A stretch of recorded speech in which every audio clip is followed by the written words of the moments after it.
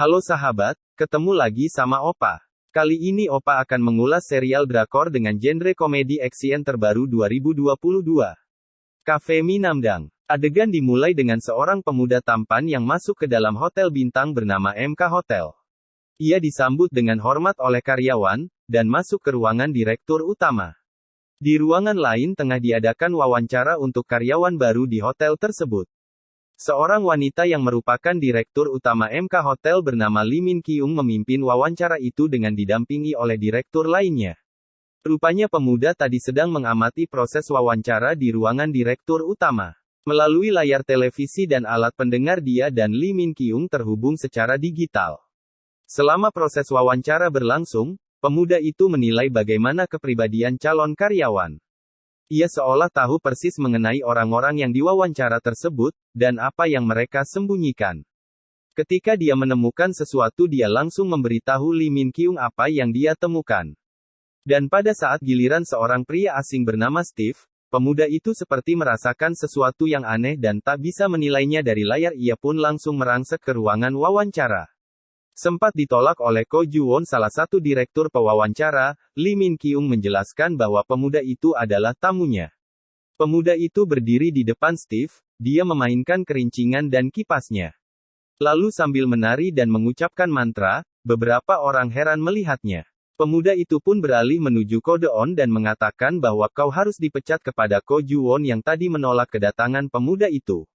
Seketika dia heran dan tak terima. Pemuda itu menjelaskan bahwa kau telah melakukan pelecehan seksual kepada karyawati dengan menjanjikan posisi karyawan tetap, lalu memecatnya. Hingga karyawati itu bunuh diri. Pemuda itu mengatakan roh karyawati itu menempel pada tubuhnya. Seketika itu Lee Min Kyung menyuruh security menyeret Ko Ju-won keluar, semua orang kagum dengan pemuda itu dan bertanya siapa dia. Pemuda itu menjawab, dia adalah keajaiban Yonghae-dong, dukun Nam Han-jun. Nam Han-jun membuka kafe bernama Minamdang, tempat minum dan sekaligus menerima permintaan apapun mengenai dunia perdukunan dengan klien yang bermacam-macam dan dari semua kalangan dan segala urusan. Di pagi hari, Nam Han-jun yang sudah berdandan keren membangunkan adik sekaligus partner kerjanya yang merupakan seorang peretas handal. Diperlihatkan ia memiliki kartu identitas dari Badan Intelijen Nasional, entah beneran atau tidak. Nam Han-jun sangatlah populer, di mana terlihat banyak antrian gadis yang mengantri untuk masuk ke dalam kafe. Nam Han-jun memiliki karyawan lain, yakni Gong Soo-chul seorang barista dan Jona dan pelayan yang tampak tampan dan keren. Semua pelanggan terpesona dengan ketampanan Gong Soo-chul dan Jona dan maupun Nam Han-jun sendiri. Kemudian beberapa saat datanglah seorang pria paruh baya yang ingin menemui Nam Han-jun. Gong Soo-chul membawanya ke suatu ruangan di mana Nam Han-jun sudah menunggu kliennya itu. Nam Han-jun tahu bahwa kliennya itu meninggalkan istrinya demi seorang wanita yang saat ini menipu dan membawa uangnya. Pria itu terkejut bagaimana Nam Han-jun tahu hal itu. Rupanya di balik itu, sebelumnya telah diperlihatkan bahwa Nam Hae-jun adik Nam Han-jun menyelidiki pria itu dengan kemampuan meretasnya. Ia memberitahu Nam Han-jun segala sesuatu mengenai kliennya. Nam Han-jun yang merupakan mantan seorang polisi yang ahli dalam menganalisis dapat dengan detail menemukan sesuatu. Nam Han-jun kemudian menelepon Gong Soo-chul yang mempunyai kelebihan pada kekuatan fisiknya. Saat itu Gong Soo-chul dengan gigihnya sedang mengejar orang mesum dan berhasil menangkapnya, meskipun orang tersebut membawa mobil dan dia hanya berlari. Lalu Nam Han-jun menyuruhnya untuk mengintai wanita selingkuhan kliennya. Karena orang klien tua itu ingin uangnya kembali, Nam Han-jun kemudian memainkan alatnya dan menari, sementara Hae-jun yang mengawasi dari ruangan berbeda, memberitahu kakaknya bahwa wanita selingkuhan pria itu sedang berada di suatu tempat dan hendak kabur. Nam Han-jun memberinya jimat buatannya dengan harga mahal dan menyuruh pria tua itu bergegas mengejarnya. Pria itu memanggil detektif bernama Yang Du-jin dan rekannya. Dengan reputasi Nam Han-jun mereka berhasil menangkap wanita yang ternyata seorang penipu itu. Di kantor, detektif Du-jin dan rekannya mendapatkan info akan ada anggota baru di timnya. Setelah itu datang seorang wanita yang memakai jaket kulit hitam mendatangi mereka dan ingin memperkenalkan diri. Namun keduanya menyela dan mengeluh, mengapa seorang perempuan yang dikirim ke tim mereka. Setelah itu mereka mendapatkan telepon yang merupakan Hee-jun. Hee-jun memberitahu bahwa direktur MK Hotel yang sudah dipecat akan kabur dan menyuruh mereka mengejarnya. Du Jin bergegas pergi dan menyuruh perempuan itu tetap di kantor. Di suatu dermaga, detektif Du Jin dan rekannya mengejar Ko Ju-won, namun karena dasar larinya lambat mereka tak mampu untuk menangkapnya. Seketika perempuan baru di timnya itu mengejar dan berhasil menyusul mereka dan Ko Ju-won.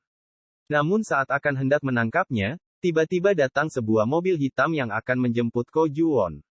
Namun dengan sigap perempuan itu menghajar Ko Ju-won dan gerombolan teman-temannya lalu menangkap mereka semua di tempat berbeda. Terlihat Nam Han Jun senang dan terpesona melihat detektif perempuan itu yang merupakan tipe kesukaannya. Setelah itu seorang klien Nam Han Jun yang merupakan kakak dari korban Ko Ju-won berterima kasih karena berkat Nam Han Jun ia bisa lega, dan adiknya bisa beristirahat dengan tenang. Di kantor polisi detektif Du Jin kaget, karena ternyata perempuan yang ditugaskan untuk masuk ke timnya adalah Letnan Han Jae-hui yang akan menjadi kepala timnya yang baru. Mereka teringat dengan rumor bahwa ada seorang detektif yang dijuluki Hantu Han dari kantor Yongjin, dan ternyata hantu itu adalah kepala timnya. Mengapa julukannya adalah hantu? Rupanya dulu ada organisasi narkoba yang menyandera rekan tim Han Jae-hui. Dia mendatangi mereka dan menghajar semua anggota organisasi sendirian dengan tangan kosong. Menurut rumor Han Jae-hui tidak seperti manusia saat membantai gerombolan itu, melainkan seperti hantu yang tidak terlihat bayangannya. Diceritakan bahwa jika Han Jae-hui tertarik pada suatu kasus, ia akan mengejar kasus itu sampai selesai. Kemudian diceritakan juga bahwa banyak atasan Han Jae-hui tidak menyukainya. Karena Han Jae-hui merupakan orang yang lurus dan siap membongkar rahasia buruk dalam kepolisian.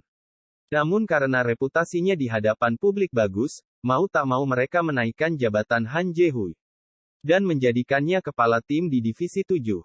Salah satu atasan yang Du Jin menyuruhnya untuk mengawasi Han Jae-hui, dan segera mengusirnya jika ada kesempatan. Sehingga Yang Du Jin bisa kembali ke tim investigasi. Han Jae-hui tiba di rumahnya, diperlihatkan kamarnya berisi banyak berkas kasus di masa lalu. Ia menyelidiki kasus dengan melihat berkas kasus yang sudah-sudah. Saat ia melihat berkas kasus lama, ia mendapati foto potongan koran sebuah kasus yang bertuliskan petugas polisi di penjara. Han Jae-hui menempelkannya di dinding, memandanginya dan bertekad akan menangkapnya. Nam Han Jun bersama adiknya dan Gong Su-chul sedang makan malam. Terlihat adiknya yang jorok sedang berdebat hebat dengan Gong Su-chul. Sementara Nam Han Jun yang sangat menyukai kebersihan terlihat sedang membersihkan kotoran sisa-sisa makanan. Nam Han Jun kemudian mendapat telepon dari Lee Min Kyung yang memberitahu bahwa suaminya yang bernama Shin Kyung-ho bertingkah mencurigakan dan terlihat stres. Sosok pria yang suka mengkonsumsi narkoba itu pulang dengan baju berlumuran darah dan sekretaris suaminya datang dengan terburu-buru. Dan Nam Han Jun menyuruh Lee Min Kyung mengawasi suaminya. Nam Han Jun kemudian menyuruh adiknya melihat CCTV dan kamera dashboard mobil Shin Kyung-ho, di mana dari rekaman terlihat pria itu sedang bersama wanita yang mabuk dan menerobos lampu merah hingga menabrak pengendara sepeda motor. Pengendara sepeda motor pun terpental, dan Shin Kyung-ho mendatanginya dan membawa tubuh pengendara itu entah kemana. Nam Han Jun menghubungi Lee Min Kyung dan mengatakan bahwa suaminya telah membunuh seseorang. Dan dia akan membereskan masalah ini dan menyuruh Lee Min Kyung melaksanakan perintahnya. Nam Han Jun, Hee Jun dan Sukol mendatangi tempat kejadian untuk menganalisa situasinya. Dasar Nam Han Jun yang cerdas, dia segera dapat menyadari di mana tempat jasad korban tabrak itu dibuang. Nam Han Jun ingin menemukan jasad itu sebelum sekretaris Shin Kyung-ho. Kemudian mereka menemukan terowongan, mereka mendengar sesuatu. Dengan ketakutan mereka terus mendekat. Saat melihat sesuatu yang seperti zombie bergerak, mereka berteriak ketakutan dan kabur masuk ke dalam mobil. Kemudian Hye Jun menyadari bahwa zombie itu seperti manusia dan setelah mereka mengeceknya ternyata itu adalah korban tabrak yang mereka cari. Rupanya korban itu masih hidup saat dibuang, hingga Han Jun menemukannya dan menelepon ambulan. Di kantor polisi, Han Ji-hui mendapat telepon dari Nam Han Jun yang melaporkan apa yang dia temukan. Segera ia bergegas mendatangi TKP, di jalan Han Ji-hui memikirkan nama pelapornya yang tak lain adalah Nam Han Jun. Dia mengira tak mungkin yang melaporkan adalah Nam Han Jun yang ia kenal. Di dekat TKP, sekretaris Shin Kyung-ho mengabari atasannya itu bahwa polisi telah menemukan korban tabraknya yang masih hidup. Seketika Shin Kyung-ho marah dan mengumpat kepada sekretarisnya itu. Han Ji-hui tiba di TKP, ia melihat Nam Han Jun di sana. Ia melihat Nam Han-jun dengan tatapan seperti teringat dengan foto kasus di rumahnya. Ia juga teringat dengan Nam Han-jun yang tersenyum padanya saat dahulu kala. Nam Han-jun pun juga melihat Han Ji-hui dan sadar bahwa ia adalah detektif wanita yang menghajar Ko Ju-won dan gerombolannya. Melihat Han Ji-hui yang menatapnya, membuat Nam Han-jun mengira Han Ji-hui jatuh cinta padanya.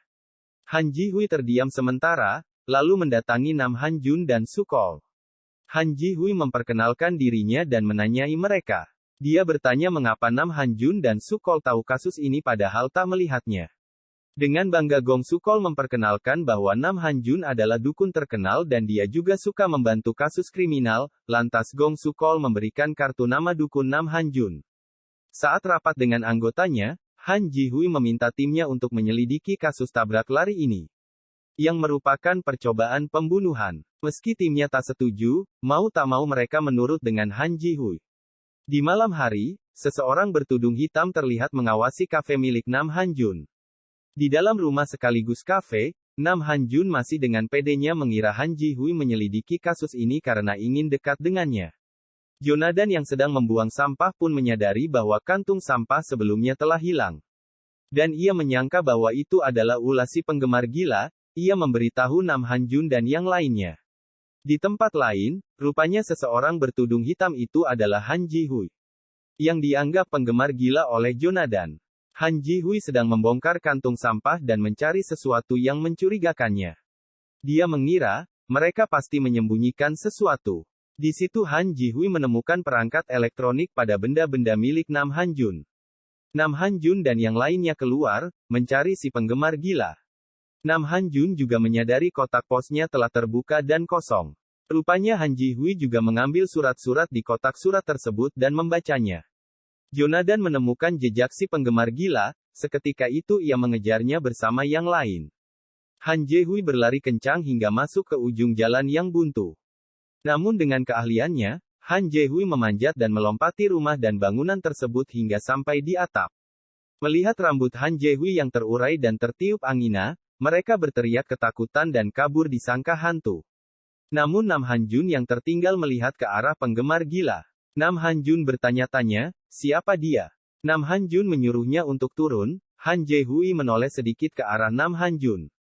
Seketika Nam Han-jun tersenyum sinis melihatnya.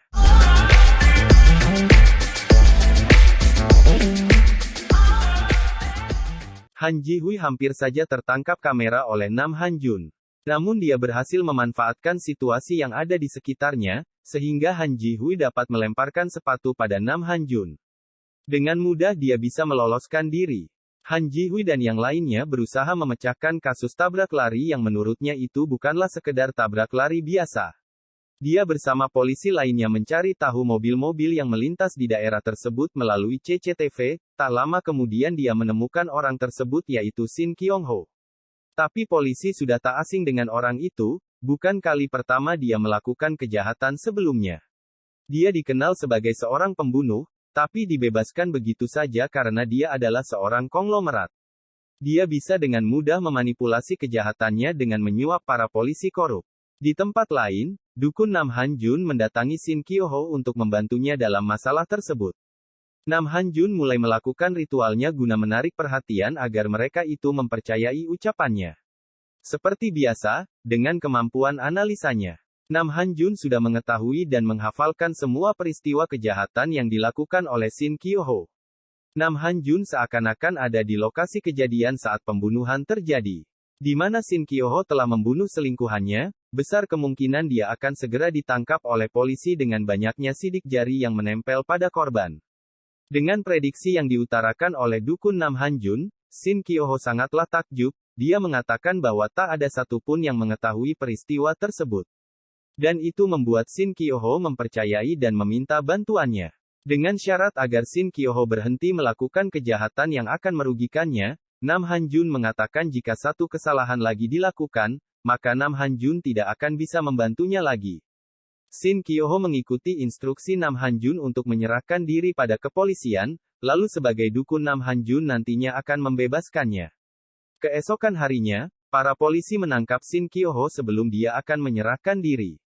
Para polisi itu lebih dulu datang menangkap paksa Shin Kyung-ho. Dalam situasi tersebut Han Ji-hye sangat kesal pada Nam Han-jun membela Shin Kyo-ho. Karena alasan dia adalah pelanggan konglomeratnya. Tak berselang lama Nam Han-jun datang ke kantor polisi untuk membebaskan Shin Kyo-ho. Dengan keterampilannya berbicara, dia mampu mengetahui bahwa polisi telah melakukan hal ilegal.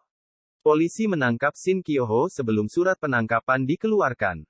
Meskipun hanya berbeda 1 menit, tapi penangkapan itu dianggap ilegal.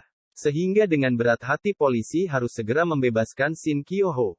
Han Ji-hui kemudian mendatangi Nam Han-jun, dia mengetahui jika itu semua adalah ulah Nam Han-jun. Yang memberikan kamera dashboard untuk bisa membebaskan Shin Kyo-ho. Dalam keadaan marah, Shin memperlihatkan kilas balik saat Han Ji-hui kecil belajar bela diri kepada Nam Han-jun. Rupanya dia sosok seorang polisi di masa lalu Han Ji-hui yang membela keadilan. Sehingga Han Ji-hui kecil sangatlah mengagumi sosoknya. Bahkan dia bertekad akan menjadi seorang polisi yang adil seperti Nam Han-jun. Sayangnya kini situasi telah berubah, bukannya mengagumi sosok Nam Han-jun melainkan sangatlah membencinya. Dengan amarah yang memuncak, Han Ji-hui langsung menumbangkan Nam Han-jun. Han Ji-hui merasa kesal dengan dibebaskannya Shin Kyo-ho. Setelah kejadian itu, bersama yang lainnya Nam Han-jun merencanakan sesuatu untuk memprovokasi Shin Kyo-ho agar membuatnya marah terhadap Yang Du-jin. Sehingga nantinya Shin Kyo-ho akan membuat masalah lagi. Oleh sebab itu mereka memanfaatkan kesempatan tersebut untuk memanfaatkan keadaan yang ada, membuat kesepakatan dengan Yang Du-jin. Di malam harinya Han Ji-hui terus mengintai kediaman Nam Han-jun. Dia menemukan celah saat Sukol dan kawan-kawan pergi. Dia memasuki rumah Nam Han-jun, lalu dia tak sengaja menginjak remote TV sehingga muncullah orang-orang yang terlibat atas matinya seorang jaksa. Yang ternyata itu adalah kakaknya Han Ji-hui. Tak lama berselang Nam Han-jun dan kawan-kawan telah kembali dengan cepat. Dalam situasi tersebut membuat Han Ji-hui merasa kaget, dia bersembunyi di dalam lemari Nam Han-jun yang saat itu akan berganti pakaian. Nahasnya HP Han Ji-hui berbunyi yang membuat Nam Han-jun curiga bahwa ada seorang penggemar gila di dalam lemari pakaiannya. Nam Han-jun kemudian mencoba memastikan asal bunyi HP tersebut. Benar saja, bahwa yang berada di dalam lemari adalah si penggemar gila Han Ji-hui. Sampai di sini dulu ya, terima kasih buat kalian yang sudah menontonnya sampai habis. Sampai jumpa di episode selanjutnya, dadah.